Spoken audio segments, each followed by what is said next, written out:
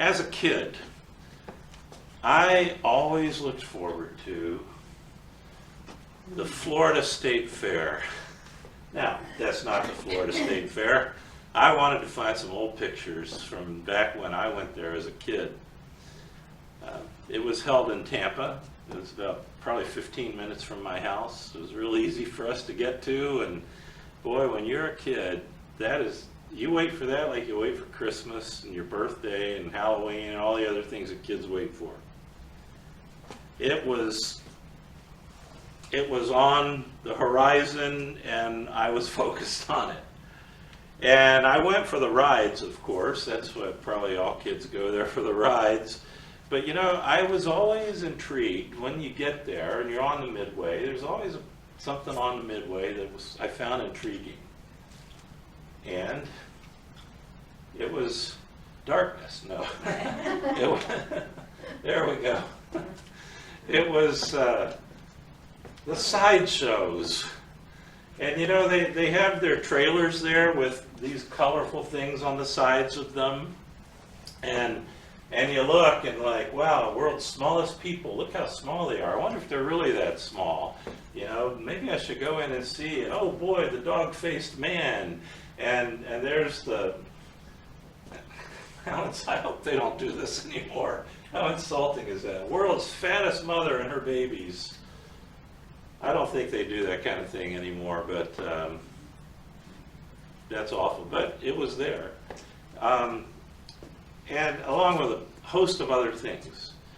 And you know, you stand there and I think, I wonder if that's real. I wonder if they really have an Egyptian mummy in there. I like horror movies. I liked The Mummy, you know, as a kid. Maybe I can go in and see a real mummy. But then I realized I have very limited funds in my pocket. And if I go see The Mummy, that's fewer rides than I would have been able to ride. And that's fewer rides I'm going to be able to ride. That's probably one less elephant ear that I'm going to be able to eat.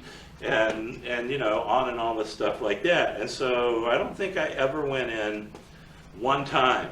But still, oh, food, that's what that was for.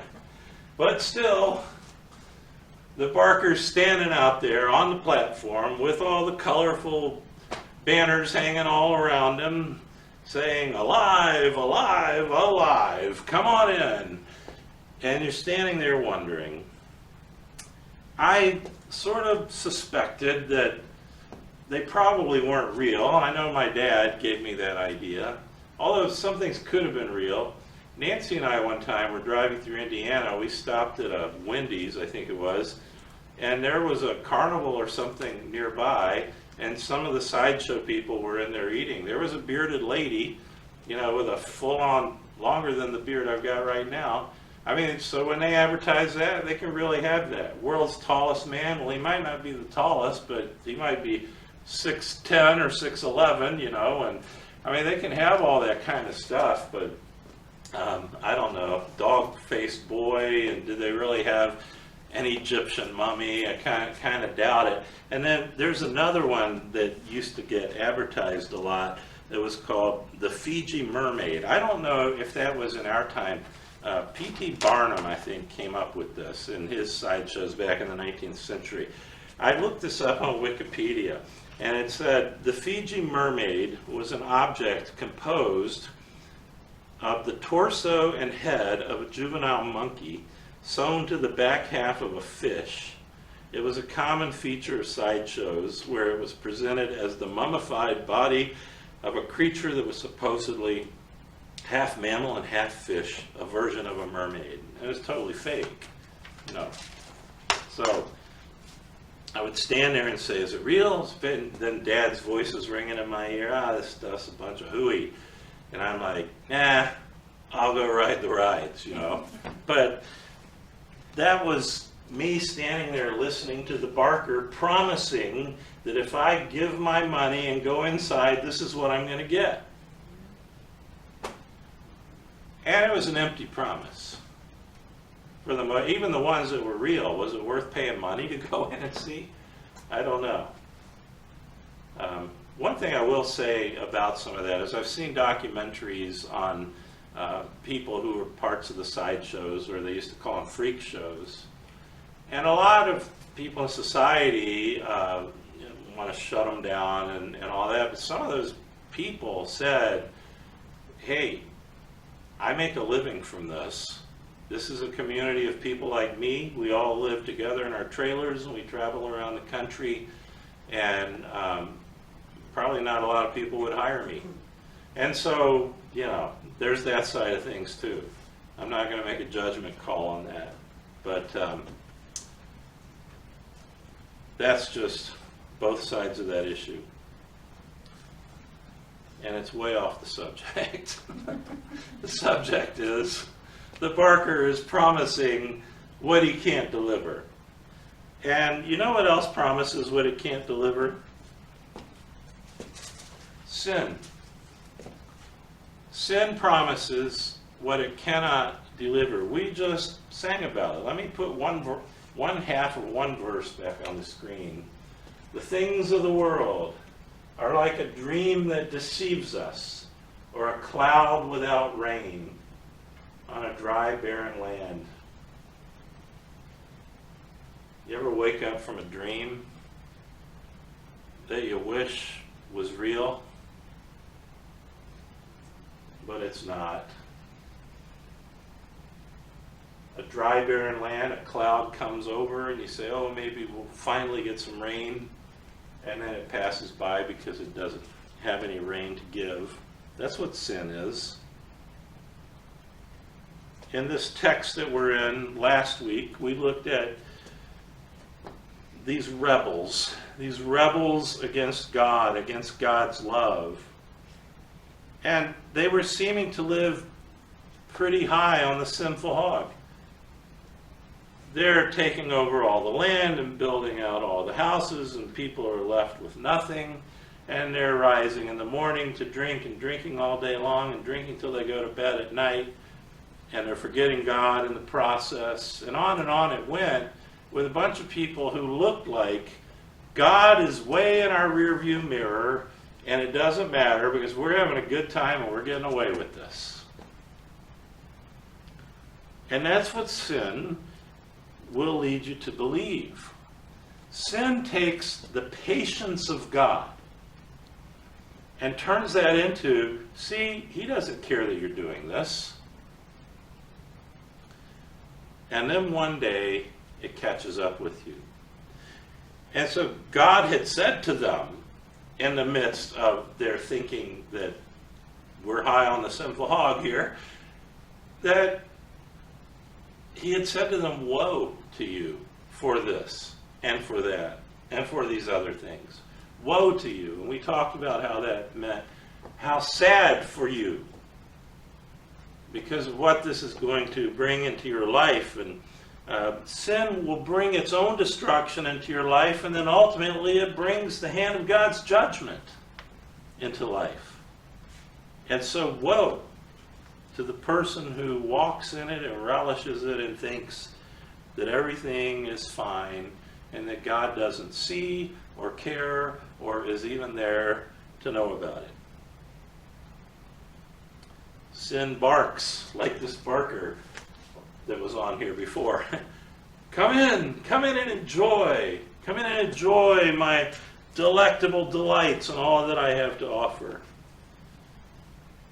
And as I said earlier, those delights may be delightful for a time, but the price of them is not advertised. Sin deceives. We'll see in Judah's example this morning 4 realities that sin doesn't tell you. 4 things that sin doesn't tell you. But they told us in preaching class not to use the word things. That's too general. So 4 realities that sin doesn't tell you. One reality is that affluence can diffuse. Affluence can diffuse. I tried to get a little playful with the words here. Hopefully it helps to to listen and to grasp onto it. But they have all this affluence, but that can diffuse, dissipate, go away. Verses 8 through 10. Let's start with the first woe we looked at last week. Woe to those who join house to house, who add field to field until there is no more room, and you are made to dwell alone in the midst of the land. The Lord of hosts has sworn in my hearing, surely many houses shall be desolate, large and beautiful houses without inhabitant. For 10 acres of vineyard shall yield but one bath, and a homer of seed shall yield but an ephah. So, all the land, all the houses are going to come to nothing. In that culture, wealth lies in things like that. But if you've got land that won't produce and houses that are empty, then you might look wealthy on the outside to the person driving by, but you aren't. To look at these measurements, it talks about a bath, and I don't know if you have a version that maybe translates these, but a bath is about 6 gallons. So an acre of vineyard is going to yield 6 gallons of product. A homer is, and I'll put this in the form of liters, because those are round numbers for this measurement. And also I want to put a slide up on the screen that involves 2-liter Coke bottles. So a homer is 220 liters, and an ephah is 22 liters. So let's put all that together. 10 acres of vineyard yields 6 gallons. Now you might remember back when we were doing Ruth, I went back into that. I couldn't bring the bucket in because it's filled almost to the top with dog food now, and it's heavy. But it was empty that day when I used it in teaching Ruth. And there you go, just to get an idea. I'm holding that thing up like this. That's a 6-gallon bucket. An acre of vineyard produces fruit that would fill that and no more. That's what you call failure. An acre. And then it goes on, and it says, a homer of seed shall yield but an ephah. Now, you expect when you plant seed that the product you're going to get from that takes up more space than the seed does. You take a little packet of seed that you buy at the store, and you plant that in your yard, and it fills your yard, right? The seed was small, the product is big. Well, this is the opposite. And it says it's going to be 220 liters of seed, and so that's 110 2-liter, is it 110? Yeah, 110 2-liter bottles. I went and counted them out, cropped it, put 2 pictures together just to get the picture. 110, so 2 liters times 110 is 220 liters, just the front, not any that you might see in the back. So imagine those filled up with seeds. They're emptied of their soda and they're filled with seeds. And you plant them, and what do you get back? Right there, 11 bottles. 11 bottles. 22 liters. God is saying to them, woe to you. You think you've got all this going on. You've rebelled against me and you've rejected me, and you're totally in your greed. You're indulging yourself at the expense of others, and you're saying, look at us. We are winning, and God doesn't care, and he's not going to do anything. And God is saying, you just wait. You just wait.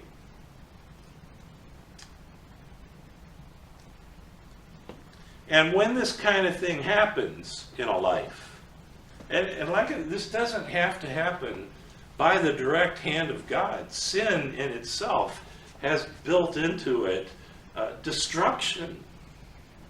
But But sometimes people go all the way through life and you just say, they really are getting away with it.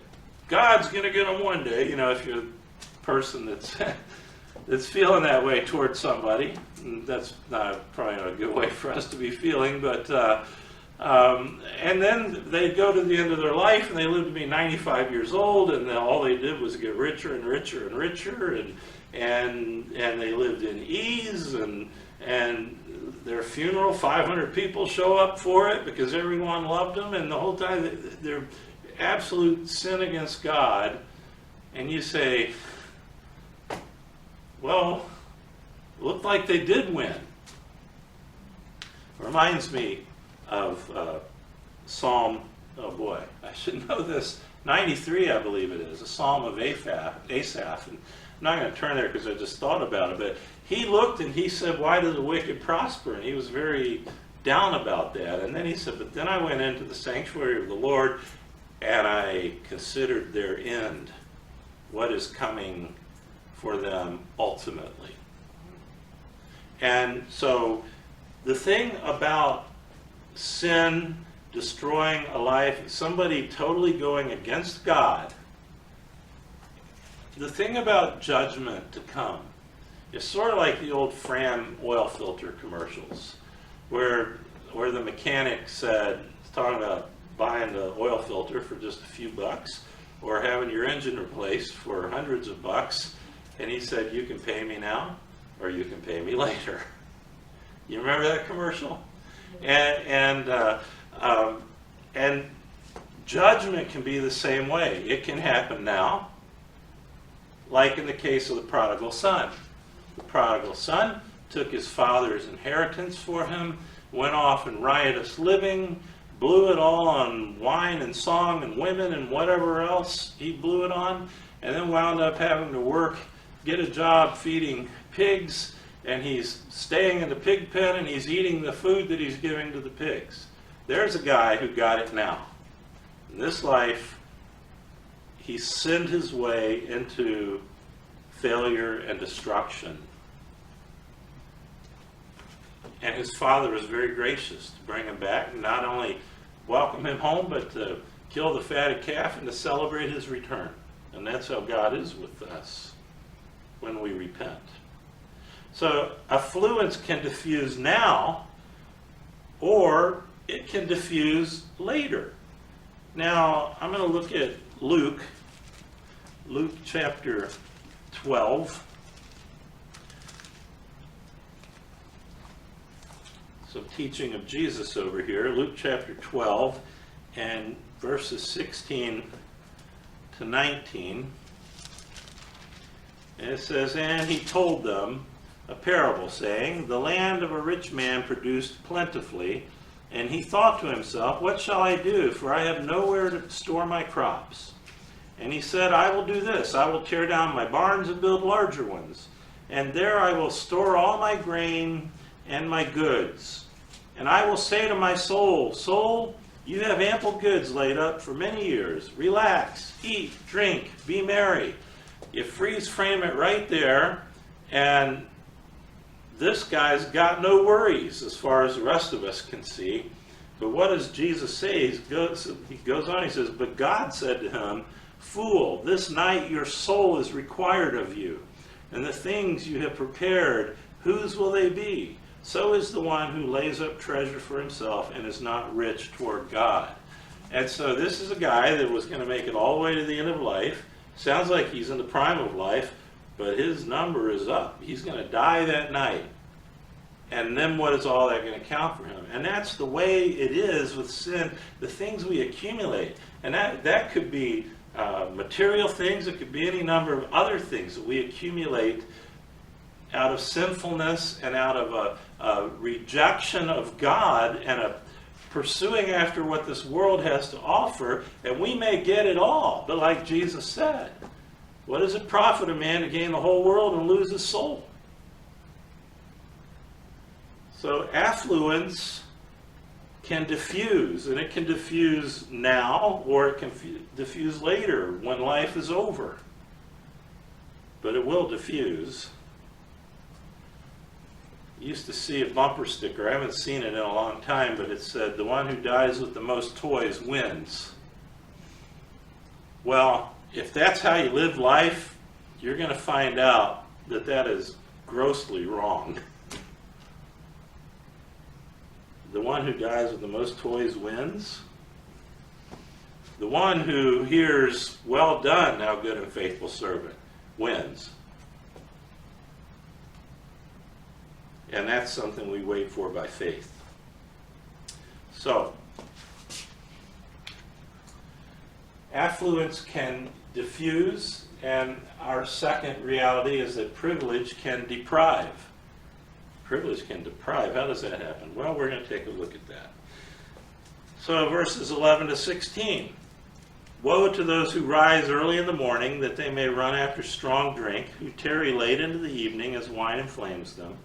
They have lyre and harp, tambourine, flute, and wine at their feast, but they do not regard the deeds of the Lord or see the work of his hands." And so these are, party, party, party, party, party. It's all about me. I'm going to be happy. The only time I'm not going to be filling myself with the things that indulge me is when I'm sleeping. But when I wake up, I'll start, and I'll do it till I go to bed. And that is going to lead you, if you go down that road, that will lead you to disregard the deeds of the Lord or see the work of his hands. God will get crowded out of life pretty quickly with that kind of life. So the Lord goes on, "Therefore, my people go into exile for lack of knowledge. Their honored men go hungry. Their multitude is parched with thirst. Therefore, Sheol has enlarged its appetite and opened its mouth beyond measure." And so that's the place of death. So it's picturing it like it's this hungry monster, and it's really opened its mouth wide and started to take people in. "And the nobility of Jerusalem and her multitude go down, her revelers and he who exalts in her." So it doesn't matter what status of life you are, what state of life you are, Sheol, death, is going to get you. Man is humbled, and each one is brought low, and the eyes of the haughty are brought low. But the Lord of hosts is exalted in justice, and the holy God shows himself holy in righteousness. Then shall the lambs graze as in their pasture, and the nomads shall eat among the ruins of the rich. So all of this stuff turns into just, it grows over, and the lambs come in and graze, and it's just a field. And the nomads, they're passing through, and they pass right on over. All this stuff that made people say, "I have it all." Who needs God, And one thing that gets me at the beginning of this, verse 13, "Therefore my people go into exile for lack of knowledge." Lack of knowledge. I see that in the context of just drinking and having fun, and dancing, and and all the stuff that is the focus of life for these people, that they don't even see the storm clouds coming that will lead to the destruction of their land. So lack of knowledge. They don't know. They don't care. They're just having a good time. Let's eat, drink, and be merry, for tomorrow we die. That's what's going on with them. All of their fun deprives them of the sense to stop their own ruin. Invasion, hunger, thirst, death, humiliation, all of that sums up all this going on here. I'll say that again. Invasion, hunger, thirst, death, humiliation. And while that is on the threshold, they're saying, "Hey, pour another round. Let's keep the party going." They've exalted themselves above God, but that is destined not to last long, because God, as it says there in verse 16, is the one who is going to wind up being exalted. Maybe you've known someone who has just partied their way into destruction, and everyone else can see it. and usually that's going to involve some kind of addiction. Everyone else can see it. Man, I knew you 2-3 years ago. What's happened to you? You can hardly concentrate. You don't even want to talk about anything. I remember seeing kids coming up through school, that would, they used to be fun-loving, smiling kids, and then they got into all that stuff, the drugs and everything that was going around, and they totally changed. And it's party on, party on, party on, and everyone else can see the destruction that's happening. The body's wasting away, the mind is going, and yet keep going, party. Boy, what a square you are. You won't come party with me. Well, yeah, I see what's happening to you. And so, maybe you've known people like that too. It's a sad thing to see. Sin says, indulge yourself with me, feel good, have a good time, get lost in me. Get lost in me. So you feed your desires and your passions, and everybody's having a good time, and you say, what's wrong with that? What's wrong with people just having a good time? There's nothing wrong with having a good time. I like a good time as much as anybody else. Depends on how you're defining it. And you feel like you grab the brass ring when you're, when you're in the throes of this stuff. But eventually, you forget God. Because the heart is not going to hang on to Him when He's crowded out by everything else. And then the chickens come home to roost, and a good time creates a bad time. This is something that can happen without God even touching the person's life. Sin can do this. That's why I say privilege, because the person feels privileged to be having such a good time.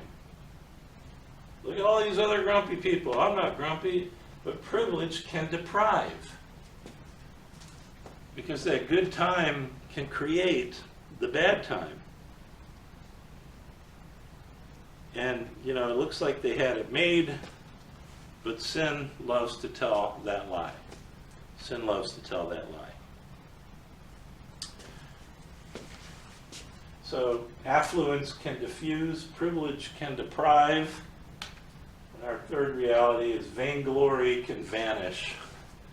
Vainglory, or I could say vanity, the pride and the arrogance of man, it can vanish. Verses 24 and 25. I mean, we have 4 other woes that come along here. They're just one after the other. But we're focusing on, I'm going to skip those because we looked at them last week, and we're focusing on the judgments. So 24, therefore, as the tongue of fire devours the stubble, and as dry grass sinks down in the flame, so their root will be as rottenness, and their blossom go up like dust. For they have rejected the law of the Lord of hosts, and have despised the word of the Holy One of Israel. Therefore the anger of the Lord was kindled against his people, and he stretched out his hand against them and struck them. And the mountains quaked, and their corpses were as refuse in the midst of the streets. For all this, his anger has not turned away, and his hand is stretched out still. Now, we don't often like to think of God in those terms, but this is a reality. God is multifaceted. And we like to look at God as love, and that's all we want to see.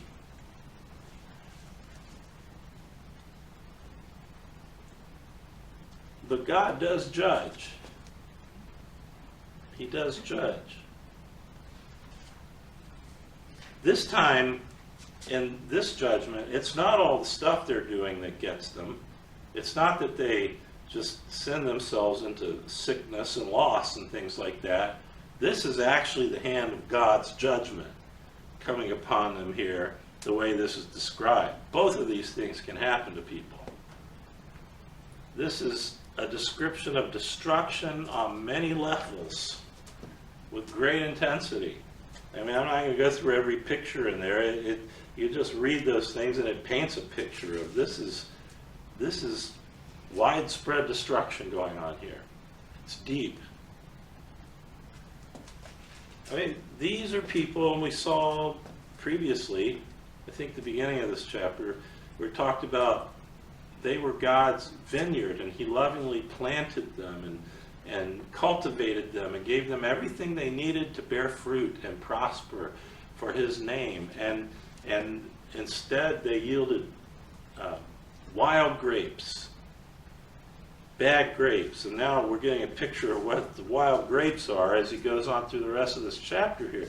God had given these people land. He had loved them. He had picked them out of all the races on earth and said, you are mine. And I will love you. I will be your father. You will be my children. I will glorify my name through you. I will bless you. And he made covenants with them. And they've thumbed their noses at him. They kicked him out. They took over. And they made it all about themselves.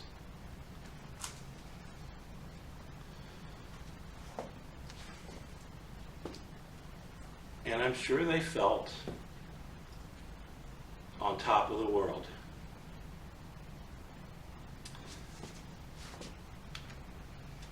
January 6th. So this mob goes in and starts taking over the Capitol.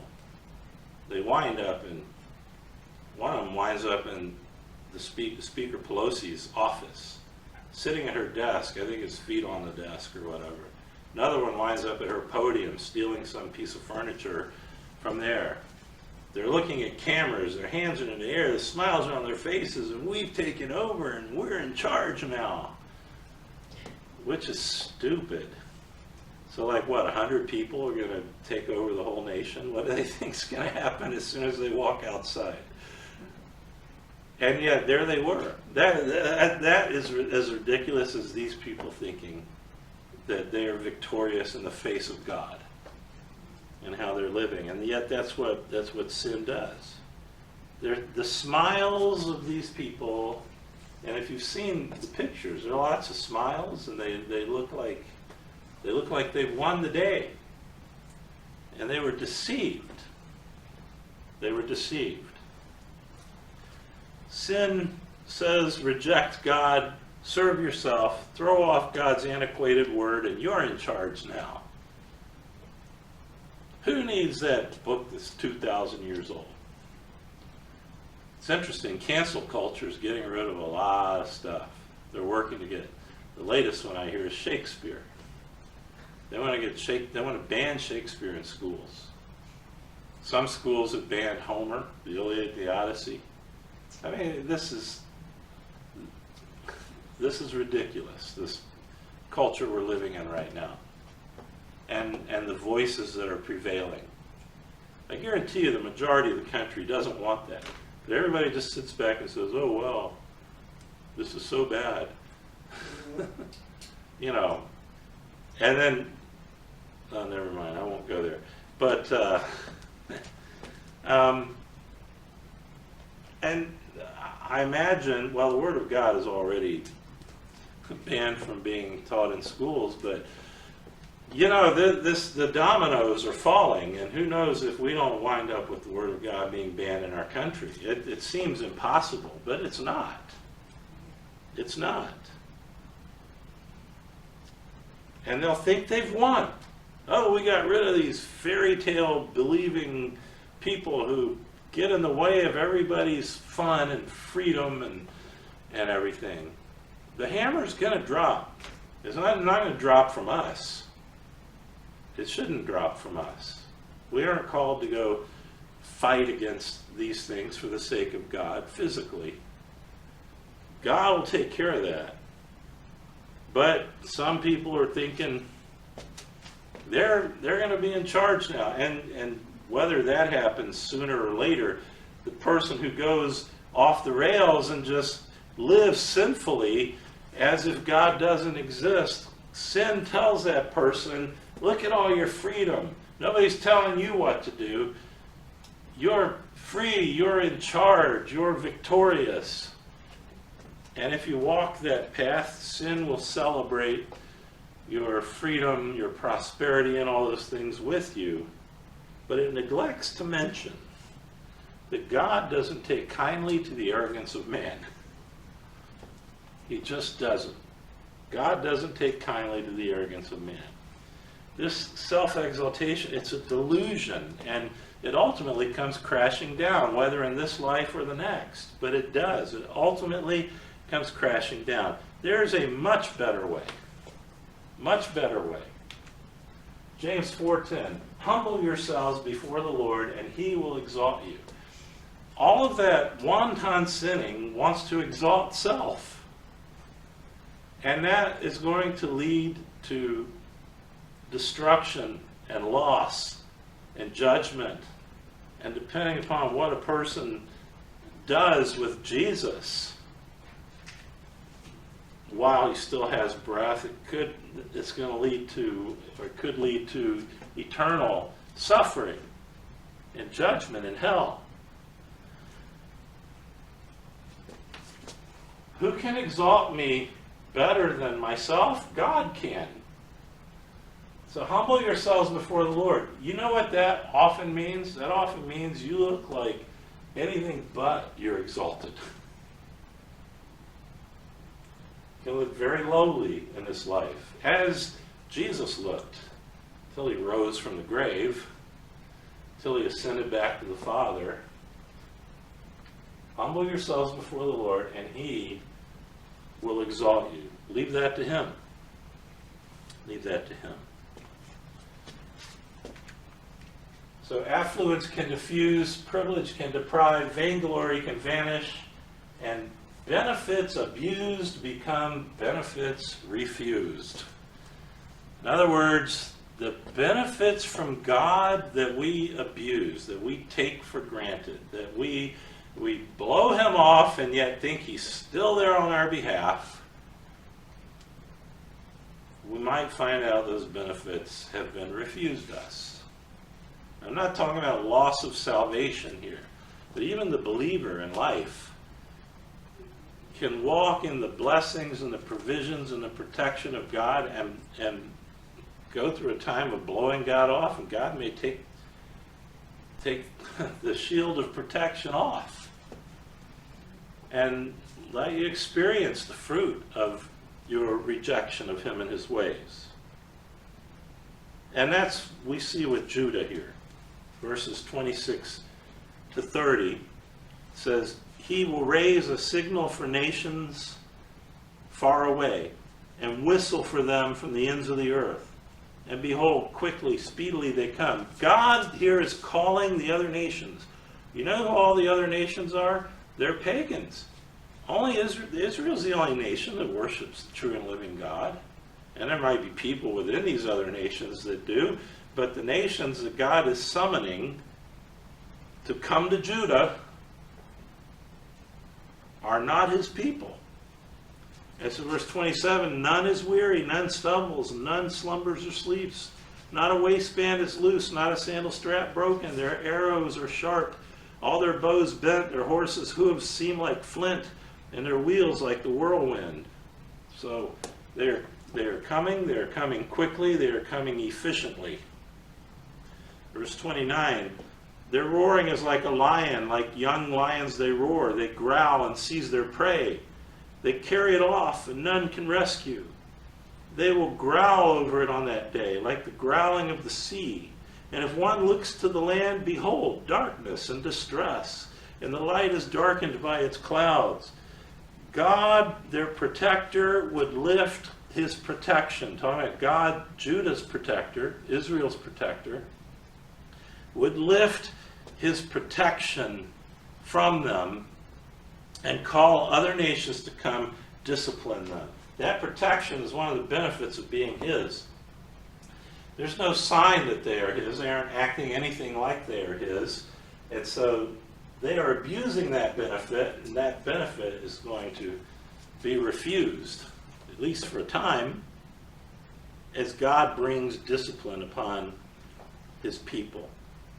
You know who I was reminded? I was reminded of Samson. Back in Judges, Judges chapter 16, Samson,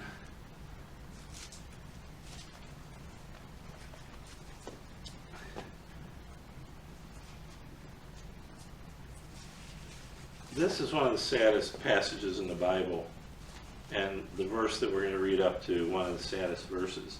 But I just want to read this. Well, you know what? Time is slipping. Let me just say, Samson starts hanging out with Delilah. Delilah is offered money by the Philistines, Samson's enemies. He, in the great strength that he has had from the Spirit of God coming upon him, and remember, he's a Nazirite from birth, so he's never to cut his hair, never to touch the fruit of the vine, never to touch a dead animal. It's part of the Nazirite vow. And as he's walking, he's very worldly. He's very vainglorious. And yet God is still gracious to him and still uses him, and the Spirit of God comes upon him. But then he gets deceived by this woman Delilah, who's paid gobs of money by the Philistines to find out the secret of his strength. And he toys with her. He's, oh, if you do, you bind me with cords that have never been used, then I'm weak. And so she does that. And she says, Samson, the Philistines are upon you. He's asleep while she's doing it. And he gets up and breaks them easily. And there are a couple of things like that happen. And he's toying with her. He's lying to her. He's not taking seriously the fact that she's trying to trap him. And finally, he gets so tired of her bringing it up and bringing it up and bringing it up that he says, no razor has ever come upon my hair. If you cut my hair, I will lose my strength. And that would be breaking his Nazirite vow. So he falls asleep. She cuts his hair. And then, let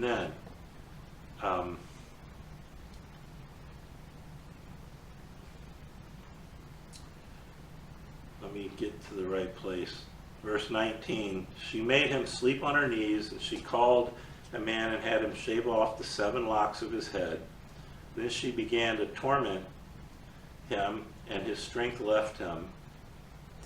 And she said, the Philistines are upon you, Samson. And he awoke from his sleep and said, I will go out as at other times and shake myself free. But he did not know that the Lord had left him. That is one of the saddest things you will ever read. And that's what happens to the person. Oh yeah, I'm a person of God, and yet off they go into anything but walking with the Lord. Looking like any other group of sinners out having a good, simple time, and they wake up one day and God hasn't kicked them out of their salvation if they genuinely have it, but he may have removed his hand and let them live the consequences until they learn their lesson and turn and repent. How can we take our wonderful, almighty, gracious Lord for granted? But if we listen to sin's lies, we may do just that. And sadly, we may think we're in the clear if God in his patience and his graciousness and his mercy doesn't act immediately to discipline us. Sin deceives us. We go with it, we seem to get away with it, we start forgetting who we are before God. And then along with that, we begin to lose sight of who he is. He gets crowded out. Jesus dying on the cross becomes some well-known fact of history. It's like, oh yeah, Jesus died for me, I know that. I learned that when I was a kid. And it becomes something like that. It's not a profound truth in our lives. You can't really worship when you're in a place like that, you know?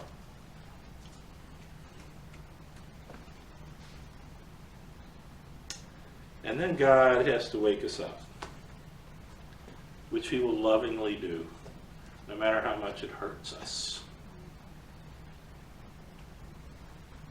But you know what? He's given us a way to remember. And so we're going to go right into that. Our first communion in a year.